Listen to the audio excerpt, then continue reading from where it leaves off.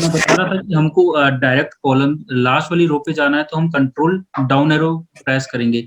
Down arrow press करते ही हम अपनी लास्ट रो जो है 10,48,576 उसके ऊपर हम डायरेक्ट जा सकते हैं।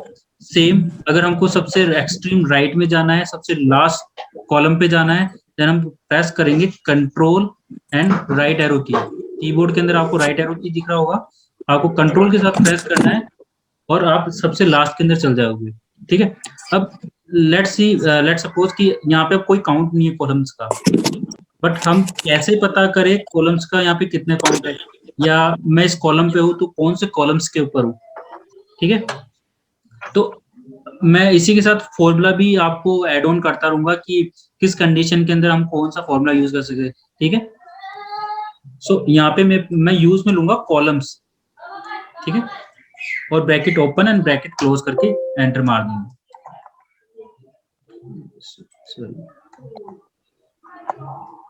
Column bracket open and bracket close. So ये मेरा है कॉलम नंबर 16,380। अगर मैं यहाँ पे अपना कॉलम का नंबर देखना चाहता हूँ, व्हाट विल यूज कॉलम। ठीक है, तो ऐसे करके आप एक फॉर्मूला भी सीख गए कि आपको किसी कॉलम का नंबर जानना है कि आप कौन से कॉलम पे है, तो आप कॉलम का फॉर्मूला यूज कर सकते हो। ठीक है, विजिबल है सबको? Yes no? Column bracket open and bracket close. So ये मेरा है कॉलम नंबर 16,380। अगर मैं यहाँ पे अपना कॉलम का नंबर देखना चाहता हूँ, व्हाट विल यूज कॉलम। ठीक है, तो ऐसे करके आप एक फॉर्मूला भी सीख गए कि आपको किसी कॉलम का नंबर जानना है कि आप कौन से कॉलम पे है, तो आप कॉलम का फॉर्मूला यूज कर सकते हो। ठीक है, विजिबल है सबको? Yes no? Yes sir. Yes sir. Great. ठीक है, अब चलते हैं शीट के ऊपर। शीट को हम वर्कशीट भी कहते हैं, और वर्कशीट की डेफिनेशन क्या होती है बेसिकली, कोई बता सकता है? नॉर्मल आपके अंडरस्टैंडिंग के हिसाब से बता दो। जिस पर कुछ लिखा जा सके। Okay, anyone else? जिस शीट पे काम किया जाता है उसे वर्कशीट कहते हैं, may be in simple lines. ठीक है, एंड इन एक्सेल जैसे एक्सेल में डेटा एनालिसिस के लिए भी कर सकते हैं। डेटा एनालिसिस अच्छे तरीके से होता है एक्सेल की, अगर वर्कशीट की बात करें तो। ग्रेट, ठीक है। Worksheet is combination of columns and row. जो भी एक कॉलम्स और रोज का जो कॉम्बिनेशन होता है उसको हम एक वर्कशीट कहते हैं, और और वर्कशीट और वर्कबुक होता है। आपने नाम सुना होगा worksheet and worksheet and workbook होता है। तो वर्कशीट क्या होती है, ये यहाँ पे आपको शीट दिख रही है, इनको बोलते हैं वर्कशीट। ये कलेक्शन होता है कॉलम्स एंड रोज का। और अगर मैं वर्कबुक की बात करूं, इन सारी वर्कशीट्स का कलेक्शन होता है एक वर्कबुक, यानी ये एक्सेल एक वर्कबुक है। इस वर्कबुक के अंदर मल्टीपल शीट्स हो सकती है, 1 2 3 4 5 6 7 8। ठीक है, आप जितनी चाहो उतनी वर्कशीट आप ऐड कर सकते हो। ठीक है, बट इसकी भी कुछ लिमिट होती है। ऐसे तो है नहीं कि मैं 1000 वर्कशीट ऐड कर दूंगा या 5000 एक्सेल की वर्कशीट ऐड कर दूंगा। कुछ हद तक लिमिट दे रखी है 255 एक्सेल शीट्स की, 255 आप यहाँ तक ओपन कर सकते हो। बट ये भी डिपेंड करती है आपकी मेमोरी के ऊपर। अगर आपकी मेमोरी, कंप्यूटर की मेमोरी आपको अलाउ करती है, तो आप इससे ज्यादा भी आप वर्कशीट ऐड कर सकते हैं किसी भी वर्कबुक के अंदर। तो अब आपको समझ में आ गया होगा वर्कबुक क्या होता है, वर्कशीट क्या होती है। वर्कबुक है और ये शीट 1 वर्कशीट है। यस, ये वर्कशीट है शीट 1, ये भी वर्कशीट है, वर्कशीट है, वर्कशीट है, शीट 2। ये सारी वर्कशीट है। ठीक है, अब इन सब का कॉम्बिनेशन जो बन के आ रहा है वो एक वर्कबुक आ रहा है। ठीक है, अब ये जो वर्कबुक है इसका नाम है न्यू एक्सेल वर्कशीट। ठीक है, इसको मैं नाम दे दूंगा, देन मैं वैसे बता दूंगा। बट ये जो एक पूरी वर्कबुक है जिसको मैं मूव कर रहा हूँ स्क्रीन के ऊपर, और इसके अंदर जितनी भी शीट्स है ये सारी वर्कशीट्स है। तो वर्कबुक क्या होगा, वर्कशीट्स का कलेक्शन हो गया, ठीक है। और इसकी लिमिट होती है, जो मैंने आपको लिमिट बताई है 255, और depending on your computer memory आप उससे ज्यादा भी ऐड कर सकते हो। एक्सेल की टेम्पलेट्स के बारे में पता होगा कि कोई नई टेम्पलेट्स है या कुछ करना होता है, आपको कैलकुलेशन करते हैं। लाइक अगर आपको कोई काम असाइन हुआ है, आप कुछ चीज को जल्दी से करना चाहते हो, तो आपके पास एक्सेल के अंदर प्री डिफाइंड टेम्पलेट्स अवेलेबल है। लाइक कि मुझे कोई अटेंडेंस शीट बनानी है, तो मैं क्या करूंगा, मैं फाइल में जाऊंगा, फाइल में जाने के बाद मेरे पास मोर टेम्पलेट्स का ऑप्शन आता है, ठीक है। मोर टेम्पलेट्स के अंदर जैसे मेरी रिक्वायरमेंट है कोई अटेंडेंस ट्रैकर बनाना, ठीक है, तो मैं यहाँ पे सर्च करूंगा अटेंडेंस, और जैसे मैं अटेंडेंस टाइप करूंगा तो मल्टीपल टेम्पलेट्स मेरे पास अवेलेबल आ जाएगी। तो मैं किसी को भी लेट सपोज इसको एक डाउनलोड कर लेता हूँ। तो डाउनलोड करने के लिए मैं क्या करूंगा, इस पर क्लिक करूंगा और क्रिएट पे क्लिक कर दूंगा। वो आपके सामने बाय डिफॉल्ट एक टेम्पलेट बन के आ गई। अब इसके अंदर आप अपने हिसाब से चीजें ऐड कर सकते हैं और रिप्रेजेंट कर सकते हैं। जैसे मैं यहाँ पे लिख देता हूँ आशीष पीयूष। अब आपको यहाँ पे ये देखो नाम रिफ्लेक्ट होने लग गए।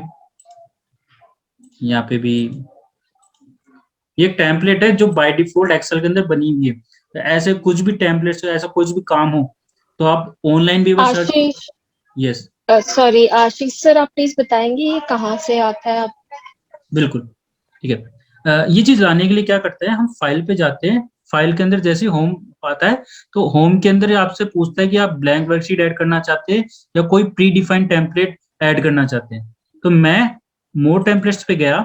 मोर टेम्पलेट्स पे जाने के बाद जो मेरी रिक्वायरमेंट है मैं उसको सर्च करूंगा, सर्च फॉर ऑनलाइन टेम्पलेट्स।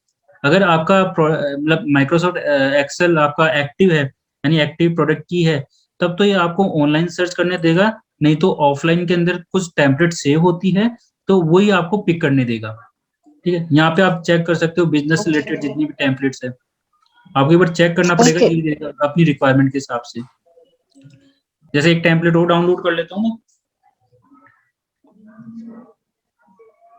ये देखो आपके एक्सपेंसेस बजट एक्चुअल्स, ये ऑटोमेटिक चीज बन के आ गई। आप इसके अंदर ऐड ऑन कर सकते हो, उसके हिसाब से आपका रिजल्ट चेंज हो जाएगा, प्रॉफिट एंड लॉस चेंज हो जाएगा कि आपकी जनवरी के अंदर एस्टिमेटेड सेल्स कितनी थी, एक्सपेंसेस कितने थे, सारे बाय डिफॉल्ट टेम्पलेट्स है। और अभी जो 2019 है उसके अंदर तो बहुत सारे टेम्पलेट्स है बाय डिफॉल्ट के अंदर। जैसे चार्ट्स भी हो गए, आपको चार्ट्स नहीं बनाने आते, एक गैंट चार्ट होता है जो कि अपन किसी प्रोजेक्ट को बनाते हैं, प्रोजेक्ट के ऊपर बनता है गैंट चार्ट कि हमारा प्रोजेक्ट कहाँ से स्टार्ट हुआ, किस स्टेज तक आ गया और कब जाके खत्म होगा। तो ऐसे करके गैंट चार्ट भी आते हैं। बट आपके पास कुछ टेम्पलेट्स बाय डिफॉल्ट होती है तो इजीली चीजें हो जाती है आपके। अब आपको उसके ऊपर ज्यादा काम नहीं करना पड़ता।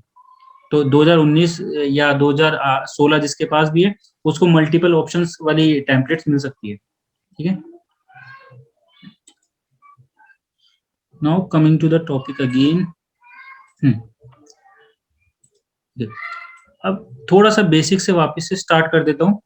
ये जो आपको नाम दिख रहा है न्यू माइक्रोसॉफ्ट एक्सेल वर्कशीट, इसको बोलते हैं हम टाइटल बार, ठीक है। कि ये टाइटल बताता है कि हमारी फाइल किस नाम से सेव है। हम जब भी किसी फाइल को सर्च करेंगे तो हमको एक नाम देना होगा। वो नाम देने के बाद जब हम उसको ओपन करेंगे तो नाम यहाँ पे रिफ्लेक्ट होगा कि इस नाम की फाइल ये है, ठीक है। नेक्स्ट, इनको बोलते हैं रिबन, ठीक है। ये जो इंसर्ट होम फॉर्मूला डेटा दिख रहे हैं इनको बोलते हैं हम रिबन। कभी मैं बोलूंगा कि रिबन पे जाओ, होम रिबन पे जाओ, इंसर्ट रिबन पे जाओ, तो आप इनको अंडरस्टैंड करना कि ये रिबन्स है, ठीक है। नेक्स्ट ये आता है आपके पास स्क्रॉल बार। लेट सपोज आपके पास ह्यूज डेटा है, ठीक है। लेट सपोज लाखों का डेटा है जो कि कॉलम्स एंड रोज के अंदर है, मल्टीपल रोज के अंदर। बट प्रॉब्लम क्या होती है, आप जैसे ही आगे और पीछे जाते हो, मूव करते हो राइट एंड लेफ्ट, तो आपको दिक्कत आती है। आप या तो एक एक करके करोगे या कंट्रोल राइट करोगे और आप डायरेक्ट इससे भी कर सकते हो। यहाँ पे आपको स्क्रॉल बार दे रखी है, या आप इसको स्लाइड करोगे, इसको बोलते हैं हॉरिजेंटल स्क्रॉल बार और इसको बोलते हैं वर्टिकल स्क्रॉल बार। ऊपर नीचे करने को बोलते हैं वर्टिकल, और जो आपको स्लाइडर मिलेगा लेफ्ट एंड राइट करने का, उसको बोलते हैं हॉरिजेंटल। ठीक है, वापिस आ जाते हैं कंट्रोल। ये मेरा एक सेल एड्रेस है। सेल एड्रेस के अंदर जब भी मैं कुछ फॉर्मूला लिखता हूँ या कुछ टाइप करता हूँ, तो वहां पे रिफ्लेक्ट कहाँ पे होगा? वो दो जगह पे होगा, या तो यहाँ पे या उस सेल एड्रेस के अंदर। बेसिकली एक्सेल के अंदर इस चीज को बोलते हैं फॉर्मूला बार, कि जहाँ पे आपको फॉर्मूले दिखेंगे।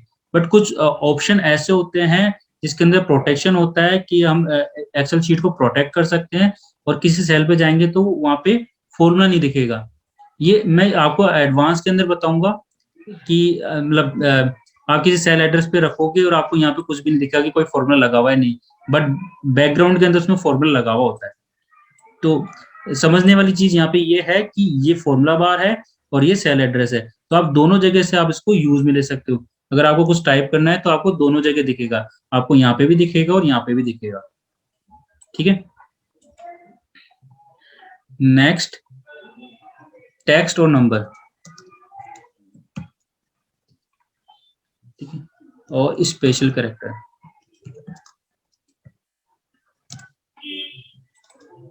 एक्सेल के अंदर हम तीन तरह से डेटा इनपुट कर सकते हैं, जो कि टेक्स्ट हो सकता है, नंबर हो सकता है और स्पेशल कैरेक्टर हो सकता है। स्पेशल कैरेक्टर बोले तो @ star, open parenthesis, close parenthesis, these are the special characters. ठीक है, नंबर्स क्या हो गए? न्यूमेरिक 1 2 3 4 पॉइंट के अंदर जो नंबर्स आते हैं हमारे पास पॉइंट्स के अंदर, ये नंबर्स हो गए। टेक्स्ट क्या हो गया? जैसे किसी का भी नाम, प्लेस। बट एक्सेल के अंदर टेक्स्ट को हमेशा इन्वर्टेड कोमा में लिखा जाता है। ठीक है, इन्वर्टेड कोमा में कब? जब हम किसी फॉर्मूला के अंदर इसको यूज कर रहे हैं। इन्वर्टेड कोमा ओपन होगा और इन्वर्टेड कोमा क्लोज होगा। ठीक है, जब भी हम एक्सेल मतलब किसी फॉर्मूले के अंदर हम टेक्स्ट लिखेंगे तो हमेशा वो इन्वर्टेड कोमा में ही आएगा। अगर आप इन्वर्टेड कोमा में नहीं लिख रहे हो तो आपका नॉर्मल शो करेगा आपको, और वो नॉर्मली उसके ऊपर कोई कैलकुलेशन नहीं होगी। अगर आप टेक्स्ट के अंदर लिखोगे इन्वर्टेड कोमा डाल के तो उसके ऊपर कैलकुलेशन हो सकती है। कैलकुलेशन बोले तो कैसे कि लेट सपोज मैं यहाँ पे नाम लिख लेता हूँ और मैं इसको ड्रैग कर देता हूँ। अब मैं इस पर कैलकुलेशन करना चाहता हूँ। कैलकुलेशन क्या हो सकती है इसके ऊपर कि ये नाम कितनी बार रिपीट हुआ है या कितने वर्ड्स का है। ये दो कैलकुलेशन हो सकती है। फॉर एन एग्जाम्पल, तो मैं दो कैलकुलेशन करने के लिए मैं इसको सेलेक्ट करूंगा और बंद कर दूंगा, तो ये बता देगा 6 कैरेक्टर्स का ये मेरा नाम है। तो अपन गिन सकते हैं 1 2 3 4 5 6। ठीक है, तो ऐसे करके टेक्स्ट के ऊपर हम कैलकुलेशन कर सकते हैं। दूसरा, या तो मैं इसको काउंट कर सकता हूं। ठीक है, काउंट। इसके अलावा कोई और कैलकुलेशन हो सकती है। आप सम कर सकते हो कि कितने नाम है। सम नहीं होते, हमेशा काउंट ही होता है टेक्स्ट का। और जो मैंने बताया उसकी लेंथ, उसको हम कैलकुलेट कर सकते हैं लेन फॉर्मूला के थ्रू। तो यहाँ पे दो फॉर्मूला और आ जाते हैं आपके पास, लेन और काउंट ए। ठीक है, आप या तो इसको लिख सकते हो या स्नैपशॉट ले सकते हो। ठीक है, ये हो गया लेन, जो कि आपको किसी भी टेक्स्ट का लेंथ बताएगा कि वो कितने लेंथ में लिखा हुआ है। इसके अंदर स्पेस भी इंक्लूड होता है। ठीक है, लेट सपोज अगर मैं स्पेस दे दूंगा तो स्पेस भी इंक्लूड हो जाएगा और आपको उस हिसाब से काउंट करके दे देगा। देखा, मैंने स्पेस दिया, स्पेस को काउंट कर लिया। स्पेस हटा देता हूं तो उसको काउंट में से हटा देगा। तो कैरेक्टर को काउंट करने के लिए आप उसकी विड्थ को काउंट करने के लिए आप लेन फंक्शन यूज कर सकते हो। अब ये लेन है क्या? मतलब फंक्शन है, फॉर्मूला क्या है? ये फॉर्मूला है। ये फॉर्मूला है टेक्स्ट फॉर्मूला। ये आपको कहाँ मिलेगा? अब आपके पास क्वेश्चन भी होगा कि यार इसमें तो बहुत सारे फॉर्मूले होते हैं, मुझे कैसे पता लगेगा कौन सा कहाँ पे यूज करना है, राइट? कहाँ पे क्या रिक्वायरमेंट पड़ेगी? तो आप जाओगे फॉर्मूला वाले टैब पे ऊपर। फॉर्मूला वाले के अंदर आप चेक कर सकते हो कि टेक्स्ट वाले फंक्शन में क्या क्या चीज आ रही है, कि ये टेक्स्ट के ऊपर एप्लीकेबल है। कोई लॉजिक्स है, लॉजिक्स के ऊपर ये एप्लीकेबल है, फाइनेंशियल है, डेट एंड टाइम है, मैथ्स के हैं, कोई इंजीनियरिंग के हैं, स्टैटिकल्स फॉर्मूले हैं, ये सारे अवेलेबल है। तो आपको उस हिसाब से पता लग जाएगा कि इसके ऊपर मेरे को क्या क्या चीज परफॉर्म करनी है, मुझे लैन यूज करना है या कोई और। अगर मैं कोई और फॉर्मूला यूज करूंगा तो मेरे पास आंसर ही नहीं आएगा। क्यों? क्योंकि वो इस वाले के अंदर डिफाइंड ही नहीं है। जो इस चीज के अंदर डिफाइन होगा वो कैलकुलेशन करेगा इस टेक्स्ट के ऊपर, जो इसमें डिफाइन नहीं है टेक्स्ट के अंदर, वो उसके ऊपर कैलकुलेशन करके रिजल्ट नहीं देगा। ठीक है, अब तक किसी को कोई क्वेश्चन? यस सर मैं कह रहा था जैसे ये आशीष के बीच में अगर योगेश लिखूं और सर्च मुझे सिर्फ आशीष करना है कि आशीष कितनी बार काउंट हुआ, बीच में योगेश लिख लो, आशीष के एक बार किसी भी बीच में योगेश लिख लो और मेरे को काउंट ये करना है सिर्फ आशीष कितनी बार होगा। ठीक है, नो सर, आशीष हटा ही दो पीछे से, योगेश के पीछे से आशीष हटा दो। योगेश, अच्छा राइट, ये अब इसमें से मेरे को काउंट Yes, करना sir. है आशीष कितने हैं, यस सर। राइट? ठीक है, ये काउंट हो जाता है, काउंटिंग फंक्शन से हो जाएगा, जिसके अंदर आपको वाइल्ड कैरेक्टर यूज करना पड़ेगा जो कि बोलते हैं स्टार। ठीक है, अभी बेसिक वालों को वो समझ में नहीं आएगा, बट आपकी क्वेरी है तो मैं इसको बता देता हूँ। फिर भी हम इसको कर सकते हैं काउंट इफ के थ्रू। ठीक है, मैं ये रेंज सेलेक्ट करूंगा, जिसको थोड़ा बहुत अच्छी अंडरस्टैंडिंग है वही समझ पाएंगे, बाकी लोग एक बार ट्राई कर सकते हैं। ठीक है, ये थोड़ा सा एडवांस लेवल का क्वेश्चन है जो उन्होंने पूछा, तो मैं अभी एडवांस लेवल की चीजें आपको एंटरटेन, मतलब ये मैं स्टार प्रेस किया, ठीक है, देन एन करेक्टर, इसको बोलते हैं n%। ठीक है, ये किसी भी टेक्स्ट को ज्वाइन करता है। देन मेरे को क्या सर्च करना है, आशीष और ब्रैकेट बंद, तो ये आपको काउंट करके बता देगा कि इस पूरे सिलेक्शन के अंदर आशीष का नाम कितनी बार रिपीट हुआ है। आप चाहे काउंट कर सकते हैं 1 2 3 4 5 6 7। ठीक है, अगर मैं यहाँ पे वापस से किसी और का नाम लिख देता हूँ, लेट्स सपोज सपना, देन ये वापस से इसका नंबर रिड्यूस कर देगा, क्योंकि आशीष का जो काउंट है वो यहाँ पे 6 ही है। ठीक है, ठीक है, अब थोड़ा सा और आगे चलते हैं।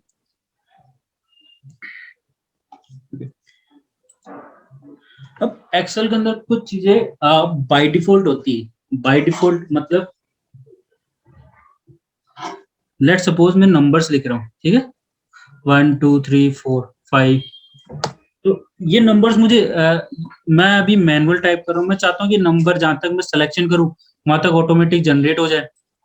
ठीक है, तो वो जनरेट कैसे होंगे?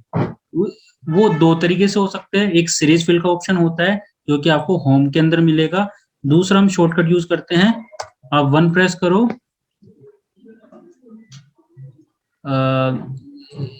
आपको क्या करना होगा, जैसे ही आप कोई नंबर लिखोगे, नंबर से आप एक्सट्रीम राइट के अंदर बॉटम साइड में जाओगे तो आपको यहाँ पे प्लस का निशान बन जाएगा। वापस से करके बताता हूँ, जैसे आप यहाँ पे कोने पे जाओगे तो आपको प्लस का निशान बन जाएगा। आपको क्या करना है, कंट्रोल दबा के रखना है।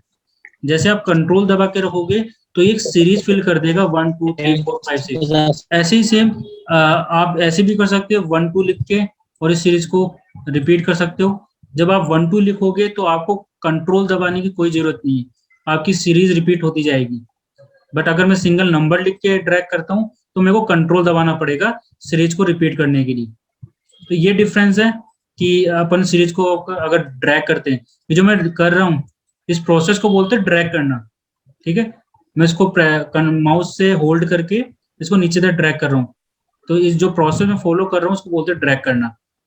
और मैंने कंट्रोल दबा के किया, इसके अंदर मैं कंट्रोल दबा के करूंगा और इसके अंदर बिना कंट्रोल, तो इन दोनों में डिफरेंस क्या हुआ, मैं सिंगल नंबर लिखूंगा और इसको कंट्रोल दबा के प्रेस करूंगा नीचे तक तो ये मेरा नंबर जनरेट करेगा। और मैं 1 और 2 कोई से भी दो नंबर जो एक्सेल को समझ में आ जाए, जो पैटर्न समझ में आ जाए, उसके हिसाब से आप इसको ड्रैग कर दो, वो उसके बाद के नंबर्स ऑटोमेटिक जनरेट कर देगा। तो इस तरीके से दो तरीके से हम नंबर जनरेट कर सकते हैं। ऐसे ही हमारे पास टेक्स्ट के अंदर भी आता है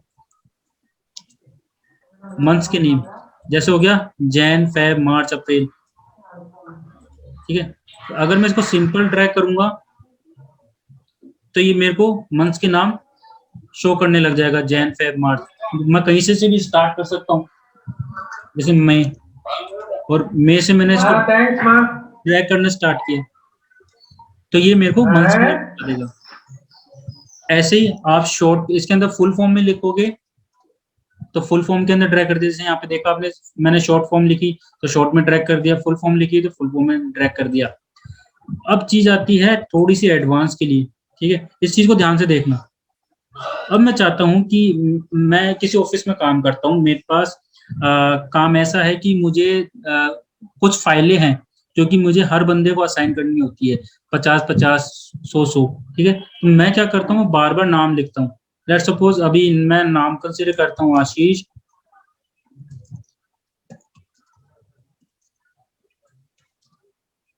ठीक है। ये 4-5 नाम है जिसको मैं कॉपी करता हूँ, पेस्ट करता हूँ, कॉपी करता हूँ, पेस्ट करता हूँ, ठीक है। किसी को भी फाइल असाइन करता हूँ तो मैं, ठीक है। मैं चाहता हूँ यार मेरे को ये नाम नहीं लिखना पड़े कभी भी, मैं जैसे ही किसी का नाम लिखूं उसको ड्रैग करूं तो ऑटोमेटिक ये नाम मेरे को रिफ्लेक्ट होने लग जाए, ठीक है। तो इसको करने के लिए मेरे को क्या करना पड़ेगा, मैं इसको मैं सबसे पहले यहाँ पे कर्सर रखूंगा। गाइस इसको ध्यान से समझना, फाइल ऑप्शन में जाएंगे, फाइल के अंदर ऑप्शन आता है सबसे लास्ट के अंदर, ऑप्शन के अंदर आएगा एडवांस, एडवांस के अंदर थोड़ा सा नीचे जाओगे, कस्टम लिस्ट के नाम से आपको इसके अंदर मिल जाएगा एडिट कस्टम लिस्ट। वापिस से बताता हूँ कैसे क्या करना है। फाइल में गए, ऑप्शन के बाद एडवांस के अंदर हम स्क्रॉल डाउन करेंगे, स्क्रॉल डाउन करने के बाद हमको ये मिलेगा एक एडिट कस्टम लिस्ट, ठीक है। आपको इसके ऊपर क्लिक करना है, और जो आप देख रहे थे अभी तक संडे मंडे जो लिखा हुआ ऑटोमेटिक, ये यहाँ से आ रहा था। फुल फॉर्म में लिखोगे तो यहाँ से आ रहा था, जैन फेब लिख रहे हो, शॉर्ट में लिख रहे हो तो यहाँ से आ रहा था। तो ऐसे हम अपनी भी लिस्ट बना सकते हैं। तो कैसे बनाएंगे, इंपोर्ट पे क्लिक करेंगे, जैसे मैंने इंपोर्ट पे क्लिक किया तो ये सेल एक्टिव हो गई। आप इस पे क्लिक कर दो या डायरेक्ट आप सिलेक्शन करना स्टार्ट कर दो। तो मैं क्या कर रहा हूँ, यहाँ पे सेल एक्टिव है और मैं डायरेक्ट सिलेक्शन करना स्टार्ट कर रहा हूँ। ये आपको एक एड्रेस दिख रहा होगा, ये सिलेक्शन दिख रहा होगा ये जाता हुआ, तो इसका मतलब ये है कि मैंने इतना सेल सेलेक्ट कर लिया है, ठीक है, और इसको ऐड किया। मैंने क्या किया वापस से बता देता हूँ, मैंने इसको सेलेक्ट किया, सेलेक्ट करने के बाद ये यहाँ पे आ गया, यहाँ पे इसने रेंज ले लिया। अब इसको मैंने इंपोर्ट किया, इंपोर्ट करते क्या हुआ, ये यहाँ पे दिखा दिया। यहाँ पे करने के बाद मैंने इसको ऐड कर दिया, ऐड कर दी, ये लेफ्ट के अंदर आ गया। तो अब यहाँ पे आपको लिस्ट दिख रही होगी जो मैंने लिस्ट बनाई थी, और ओके कर दिया, ठीक है। तो मैं किसी भी शीट में जाके वो नाम लिखता हूँ और इसको ड्रैग करता हूँ तो सारे नाम आपको रिफ्लेक्ट करने लग जाएंगे, ठीक है। तो इसको बोलते हैं एडिट कस्टम लिस्ट। आप कस्टम लिस्ट जो एक्सेल की बाय डिफॉल्ट है उसको एडिट कर सकते हो। इसमें किसी को कोई क्वेश्चन? हाँ जी सर, मुझे ये पूछना है कि जैसे अभी आपके रोज में गए 1 2 3 करके आपने नंबर्स करे थे इससे पहले ना, अगर हम इसको इवन या ऑड में भी कर सकते हैं क्या, ऐसा पॉसिबल है? हाँ पॉसिबल है। मैंने जो अभी तक ट्राई किया हुआ है, मैंने होम में जाके फिल सीरीज से करा है। मैंने यहाँ पे आता है फिल सीरीज करके, यहाँ से मैंने ट्राई किया है। कभी मैंने इसको मतलब ऐसे ओड इवन करके चेक नहीं किया। 5 और 7 लाइक 4 और 6 मैंने चेक नहीं किया। एक बार ट्राई कर लेते हैं। यस, फॉलो कर रहा है। इवन का भी कर सकते हो, 1 और 3, यानी ये भी फॉलो कर जाएगा। राइट, फॉलो कर रहा है। ठीक है सर, ठीक है। क्योंकि ऐसी रिक्वायरमेंट आती नहीं कि आपको कभी इवन या ऑड नंबर चाहिए होते। हाँ जी सही कह रहे हो सर, वो तो मैं थोड़ा टेबल वेबल या इवन ऑड के कह रहा था सर। ठीक है सर, क्योंकि हमारा बेसिकली यूज होता है सीरियल नंबर, उसको ड्रैग कर देते हैं हम, ठीक है। यस सर, ठीक है। ओके, तो मैं आपको एक यहाँ पे एक लास्ट टिप दे देता हूँ एक्सेल के अंदर, थोड़ी सी जो एडवांस है, ठीक है, जो कि ये रोज से रिलेटेड है। आप चाहते हो कि लेट सपोज कि मैं ये 1 2 3 नंबर लिख रहा हूँ, मैं चाहता हूँ कि ये ऑटोमेटिक आने लग जाए, मेरे को कभी ऐसा ड्रैग ही नहीं करना पड़े। मैं या तो एक बार ड्रैग करके छोड़ दूं कुछ और उसके बाद ऑटोमेटिक आना स्टार्ट हो जाए। तो उसके लिए क्या करेंगे, यहाँ पे मेरे पे रो का फॉर्मूला है, रो, तो ये मेरे को बताएगा रो नंबर, ठीक है, 1 2 3 4 5 6 7 8 9।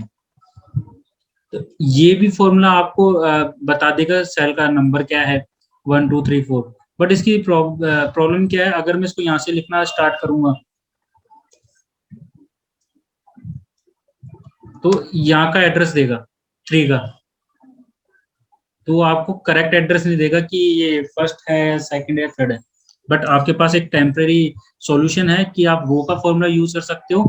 रो का फॉर्मूला कैसे यूज कर सकते हो, equal to row open bracket और क्लोज ब्रैकेट, इसको हम पैरेंथेसिस बोलते हैं इंग्लिश के अंदर, open parenthesis and close parenthesis, ठीक है।